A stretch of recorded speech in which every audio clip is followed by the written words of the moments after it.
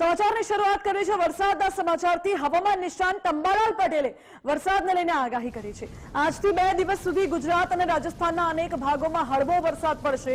રાજ્યમાં થોડા દિવસ વરસાદ વિરામ લેશે તેવું પણ અંબાલાલ પટેલે કહ્યું છે અને 19 જુલાઈએ સૂર્યનો પ્રવેશ પુષ્ય નક્ષત્રમાં થશે, જેથી 23 જુલાઈથી 27 જુલાઈ સુધી રાજ્યમાં વધુ એક સિસ્ટમ સક્રિય થશે। રાજ્યમાં નવી સિસ્ટમના કારણે ભારે વરસાદ આવશે।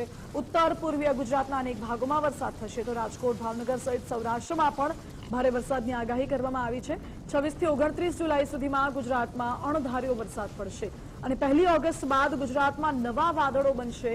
6 થી 10 ઓગસ્ટ દરમિયાન દક્ષિણ ગુજરાતમાં ભારે વરસાદ પડશે। મધ્યપ્રદેશમાં ભારે વરસાદ થતા નર્મદા નદીમાં નવા નીર આવશે। સાબરમતી અને મહીસાગર નદીમાં પાણીનું જળસ્તર વધશે તેવું પણ અંબાલાલ પટેલે કહ્યું।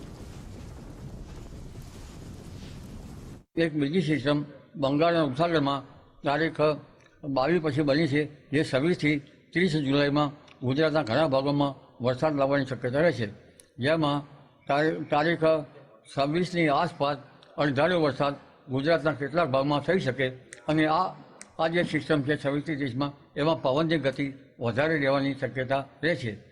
એટલે પવનની ગતિથી આ વરસાદ લગભગ વધુ થવાની શક્યતા ગણી શકાય અને આ સિસ્ટમના કારણે લગભગ પૂર્વીય ગુજરાતના ભાગો, પૂર્વીય મધ્યપ્રદેશના ભાગો, પંચમહાલ દાહોદના ભાગો, અરવલ્લી અને સાબરકાંઠાના ભાગો અને ધીરે ધીરે ઉત્તર ગુજરાતના ભાગો, મધ્ય ગુજરાતના અન્ય ભાગો, અમદાવાદ ગાંધીનગરના ભાગો, આ ઉપરાંત ઉત્તર ગુજરાતના ભાગો, તેમજ ઉત્તર સૌરાષ્ટ્રના ભાગો અને લગભગ બનાસકાંઠાના ભાગોમાં પુનઃ વરસાદ થવાની શક્યતા રહેશે।